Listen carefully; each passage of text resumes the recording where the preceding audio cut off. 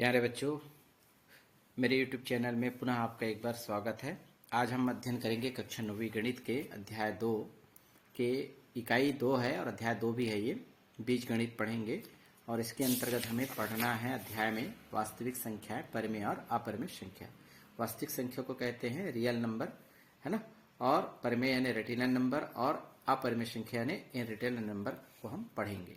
तो आइए हम शुरू करते हैं।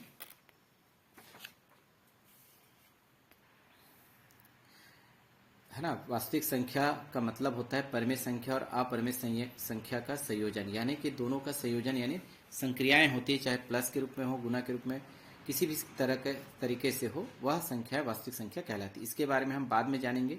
इन दोनों को जानने से पहले कुछ संख्याएं जानना जरूरी है। सबसे पहले हमें जानना है प्राकृत संख्या। प्राकृत संख्या को बोलते हैं नेचुरल नंबर, है ना। इसे हम n से व्यक्त करते हैं और इसमें गिनती की संख्या शामिल होती है। आप पढ़ भी चुके होंगे, 1 2 3 4 आगे इस तरह की संख्याएं हमें नेचुरल नंबर कहलाती है। दूसरा आता है आपका पूर्ण संख्या या पूर्ण संख्याएं। पूर्ण संख्याएं को ओल नंबर कहते हैं। इसे हम W से व्यक्त करते हैं। इसमें प्राकृत संख्या के साथ साथ शून्य को और शामिल किया जाता है। 1 2 3 4 ये प्राकृत संख्या है, इसमें शून्य को शामिल कर लेंगे तो वह पूर्ण संख्या बन जाती है। इसके बाद आता है पूर्णांक संख्याएं। पूर्णांक संख्याएं को हम I से व्यक्त करते हैं या Z से भी व्यक्त किया जाता है ना, इंटीगर कहते हैं इसको। तो I से व्यक्त कर लेते हैं। इसमें शून्य यानी पूर्ण संख्या ये है, शून्य 1 2 3 आगे भी नंबर है और इसमें ऋणात्मक मान भी शामिल होता है, ऋण 1 ऋण 2 और आगे इस तरह और भी संख्याएं इधर होंगी। तो ये सभी को मिलाकर क्या कहलाता है, पूर्ण संख्याएं कहलाती है। इधर देखेंगे 1 2 3 क्या है, धनात्मक है यानी पॉजिटिव है, इसको हम कहते हैं धनात्मक पूर्णांक। और ये वाला जो निगेटिव वाला जो मान है उसे ऋणात्मक पूर्णांक कहा जाता है और इसमें शून्य भी शामिल होता है, उसे हम कहते हैं पूर्णांक संख्याएं। ठीक है। इसके बाद आता है हमें पढ़ना है परिमेय संख्या। आपके चैप्टर में है परिमेय संख्या। परिमेय संख्या की परिभाषा आप कई बार पढ़ते आ रहे होंगे। ऐसी संख्याएं जिसे हम भिन्न के रूप में लिख सकते हैं, P/Q, अंश बटा हर के रूप में लिखा जाएगा, जहां पर हर का मान शून्य नहीं होना चाहिए। चलिए हम इसका एग्जाम्पल देखते हैं। एग्जाम्पल में हम देख पाते हैं कि हमारे पास 1 2 3 ये भी क्या है, परिमेय संख्या, क्योंकि हम 1 को 1/1 भी लिख सकते हैं, 2 को 2/1 लिख सकते हैं, 3 को 3/1 लिख सकते हैं।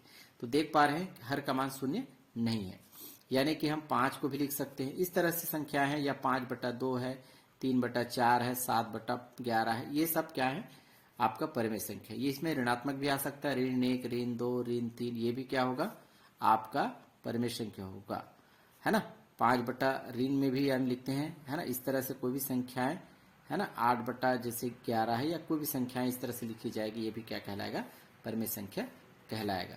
आपको महत्वपूर्ण बात बता दें, इसमें शून्य भी क्या है, परिमेय संख्या है। क्यों है, आपको एक रीजन बता रहे हैं यहाँ पे साइड में, क्योंकि शून्य को हम 0/1 लिख सकते हैं और हर का मान शून्य नहीं है, यानी कि शून्य भी क्या होगा, परिमेय संख्या होगा, ध्यान रखेंगे। अब आता है अपरिमेय संख्या। बेसिक जानकारी आपको होगी तो आप सवाल आसानी से बना सकेंगे। अपरिमेय संख्या यानी जिसे हम P/Q के रूप में नहीं लिख सकते, है ना, इस रूप में नहीं लिखा जा सकता। तो नहीं लिख सकते तो कैसे लिखेंगे, रूट में लिखा जाएगा, जिससे हम बाहर नहीं निकाल सकते। वर्गमूल 2, वर्गमूल 3, वर्गमूल 5 है, वर्गमूल 7 है, वर्गमूल 11 है, ये ऐसी संख्याएं हैं जिसमें पाई भी शामिल है। तो ये क्या कहलाती है, अपरिमेय संख्या कहलाती है। इसके बारे में हम बाद में और अध्ययन करेंगे जब सवाल आगे आएंगे। इसके बाद हमें पढ़ना है जो महत्वपूर्ण जानकारी है आपका प्रतिलोम, है ना। प्रतिलोम के अंतर्गत हम पहले पढ़ेंगे योगात्मक प्रतिलोम। योगात्मक प्रतिलोम क्या होता है, योगात्मक देखिए शब्द में लिखा है योग, है ना। योग करने के बाद ऐसी संख्या जिससे हमें उत्तर क्या प्राप्त हो, शून्य आना चाहिए, है ना, तो वह क्या कहलाएगा, योगात्मक प्रतिलोम कहलाएगा। जैसे एग्जाम्पल देखेंगे तो आपको समझ में आ जाएगा। जैसे मैं लिखता हूं 5, है ना, तो हमें उत्तर क्या लाना है, शून्य लाना है। ठीक है, तो शून्य कब आएगा, इसमें हम 5 घटाएंगे, है ना, 5 में 5 घटाएंगे तो क्या होगा, शून्य होगा। तो हमारा इस 5 का योगात्मक प्रतिलोम क्या होगा, ऋण 5। तो आपका आंसर इस तरह से होगा, ऋण 5, ये आपका होगा। मान लो जो हमारे पास -3 है ना, इस प्रश्न का योगात्मक प्रतिलोम ज्ञात करना है, तो हमें 0 लाना है। तो 0 कब आएगा, जब हम +3 करेंगे। ठीक है, -3 में +3 कर देंगे तो ये 0 हो जाएगा, कट जाएगा। तो इस तरह से इसका उत्तर होगा +3। इस तरह से आंसर आप यहाँ पर लिख सकते हैं 3 आपका आंसर होगा। इसी प्रकार और भी एग्जाम्पल ले सकते हैं, जैसे मैंने 5/4 लिया, ये धनात्मक है तो हमें ऋणात्मक लेना पड़ेगा, ऋण 5/4, तब ये उत्तर क्या आएगा, 0 आएगा। तो इसका योगात्मक प्रतिलोम होगा ऋण 5/4। इस तरह से लिख सकते हैं, ऋण 5/4। समझ में आ गया होगा। अगला टॉपिक है हमारा गुणात्मक प्रतिलोम। गुणात्मक प्रतिलोम मतलब स्पष्ट समझ में आ रहा है, गुना करना है ना। ऐसी संख्या से गुना करेंगे जिसमें रिजल्ट हमें 1 के बराबर प्राप्त हो, तो वह उसका गुणात्मक प्रतिलोम कहलाता है। जैसे मान लो जब मैं लिखता हूं यहां पर जैसे 5, अब हमें उत्तर लाना है 1 लाना है, तो 1 कैसे आएगा, जब हम इसका गुना करेंगे 1/5 से, क्योंकि 5 और 5 कटेगा तभी हमारा उत्तर क्या आएगा, 1 आएगा। तो यानी कि 5 का गुणात्मक प्रतिलोम क्या होगा, 1/5 होगा। यानी आंसर आप लिखेंगे 1/5। और भी एग्जाम्पल दे रहे हैं, a का पावर मान लो जाए m है, तब उत्तर कैसे आएगा यहाँ पर, यानी इसका गुना हम करेंगे 1/a का पावर m के साथ, तभी ये हमारा क्या आ जाएगा, यहाँ पर आंसर प्राप्त होगा। a का पावर m का गुणात्मक प्रतिलोम क्या होगा, 1/a का पावर m होगा। यानी आंसर ऐसा होगा, है ना, 1/a का पावर m। इसे हम या करके फार्मूला लगाएंगे, पढ़े होंगे, इसे हम ऊपर ले जाएंगे तो ये घात प्लस में है तो माइनस में चला जाएगा, a का पावर -m। यानी इसका गुणात्मक प्रतिलोम सीधा सीधा a का पावर -m लिखा जा सकता है। एग्जाम्पल और देखते हैं, जैसे 5 का पावर -2, तो इसका सीधा सीधा आप आंसर लिख देंगे 5 का पावर +2। ये माइनस है तो प्लस, यदि प्लस दिया जाएगा, ये यदि प्लस होता है इसमें आप क्या लिखेंगे, माइनस लिखेंगे। इस तरह से हम गुणात्मक प्रतिलोम ज्ञात कर सकते हैं आसानी से। एक और उदाहरण देखते हैं, जैसे हमारे पास 1/4 है, इसका गुणात्मक प्रतिलोम ज्ञात करना है। तो इसका ज्ञात करने के लिए हमें क्या करना पड़ेगा, उत्तर 1 लाना है। कब आएगा, जब हम इसको 4 से गुना करेंगे, तो 4 कट जाएगा, तो इसका गुणात्मक प्रतिलोम होगा 4। तो आंसर क्या हो जाएगा, यहाँ पर 4 होगा। इसके बाद हमारा अगला टॉपिक है परिमेय संख्या व दशमलव निरूपण, यानी कि दशमलव कितने प्रकार के होते हैं, ठीक है ना। तो दशमलव के 2 प्रकार होते हैं, एक कहलाता है शांत दशमलव, ठीक है, और दूसरा होता है आपका अशांत दशमलव।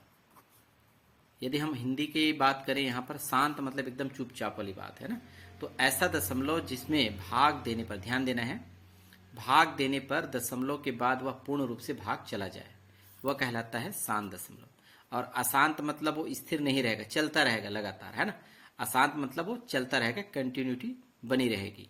तो ऐसा मान जिसमें भाग देने पर, है ना, दशमलव के बाद वो मान लगातार आता रहेगा, तो वो इस तरह से अशांत दशमलव कहलाएगा। चलिए एग्जाम्पल हम आपको बता रहे हैं, जैसे मैं लिखता हूं यहां पर एग्जाम्पल के तौर पर,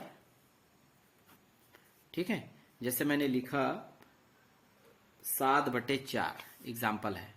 अब इसको भाग करना पड़ेगा, तो यहां पर हम रफ में कर देते हैं, यहीं पर ही भाग करके देख लेते हैं। 4 से भाग देना है, 4 एकम 4, यहाँ पर एक बार भाग दिए, यहाँ पर क्या बचेगा हमारे पास, 3 बचेगा। अब नंबर नहीं है तो दशमलव का प्रयोग करेंगे, और ये 0, 4 का पहाड़ा 7 चौक 28, 7 बार जाएगा, बचेगा कितना, 2 बचेगा। और यहाँ पर हम 0 कॉपी कर सकते हैं, और 4 का पहाड़ा पढ़ेंगे 5 बार तो 20 हमें प्राप्त हो जाएगा। तो यहाँ पर आप देख पा रहे हैं, है ना, शेषफल, यानी यहाँ पर शेषफल क्या आ रहा है, 0 आ गया, यानी कि दशमलव के बाद यह पूर्ण रूप से भाग चला गया। तो इसे हम क्या कहेंगे, ये परिमेय संख्या है, हमें परिमेय संख्या का दशमलव का निरूपण करना है। तो 7/4 का दशमलव निरूपण क्या होगा, 1.75 पढ़ेंगे, इसको 75 नहीं बोलेंगे ना, 1.75 पढ़ा जाए। तो ऐसे दशमलव के मान को हम क्या कहेंगे, शांत दशमलव कहेंगे, शांत दशमलव। अशांत दशमलव 2 तरह के से होता है, ध्यान देंगे। एक तो होता है आवर्ती, आवर्ती रूप में होता है, और दूसरा होता है अनावर्ती। आवर्ती का मतलब होता है वह मान जिसमें ये अशांत दशमलव ही होगा, लेकिन इसका मान बार बार एक ही अंक बार बार आएगा। अनावर्ती में क्या होगा, बार बार चेंज होता रहेगा। तो चलिए हम देखते हैं इसका एग्जाम्पल, जैसे हम देखेंगे 1/3, है ना। अब 3 से भाग करके देखिए इसको, 1 को, तो भाग नहीं जाएगा, तो हम दशमलव का प्रयोग करेंगे, तो ये 10 हो जाएगा। फिर 3 तिया 9, तो आएगा 1। दशमलव के पहले चाहे तो आप 0 लगा दें इसकी सुंदरता बढ़ाने के लिए, और यहाँ पर हम फिर 0 ले सकते हैं, 3 तिया 9, फिर 3 बार जाएगा, फिर 1 बचेगा, फिर ये 10 हो जाएगा, 3 तिया 9। तो इस तरह से ये बार बार, है ना, 3 3 3 आता रहेगा। इसे हम कहेंगे, क्या कहेंगे, अभी बोले थे आवर्ती, यानी बार बार आ रहा है, इसीलिए हम इसको आवर्ती कहेंगे। तो इसे हम क्या कहेंगे, अशांत है ये, है ना, अशांत आवर्ती दशमलव कहेंगे, आवर्ती दशमलव। ठीक है, इसी प्रकार से और भी इसके उदाहरण हो सकते हैं। चलिए देखते हैं एक और उदाहरण, 7/6। यहाँ पर हम भाग देंगे 6 से 7 को, तो 6 एकम 6 एक बार जाएगा, यहाँ पर आएगा 1। अब ये शून्य ले सकते हैं क्योंकि दशमलव बढ़ाएंगे तो 0 लेंगे, तो 6 एकम 6, है ना, एक बार। और इसके बाद हम यहाँ बचेगा 4। अब हम 6 से भाग देंगे तो यहाँ पर 0 और ले सकते हैं, और 6 छक्के 36, कितनी बार गया, 6 बार, तो बचेगा 4, ये शून्य, फिर 40 आ गया, फिर 6 बार जाएगा, फिर 6 बार, इस तरह से लगातार चलता रहेगा। तो ये भी आसान आवर्ती दशमलव का उदाहरण है। समझ में आ गया होगा। अब बात करते हैं अनावर्ती। अनावर्ती का मतलब ये होता है वो अंक क्या होगा, अलग अलग होगा। जैसे उदाहरण के रूप में देखते हैं पाई का मान। पाई का मान होता है 22/7।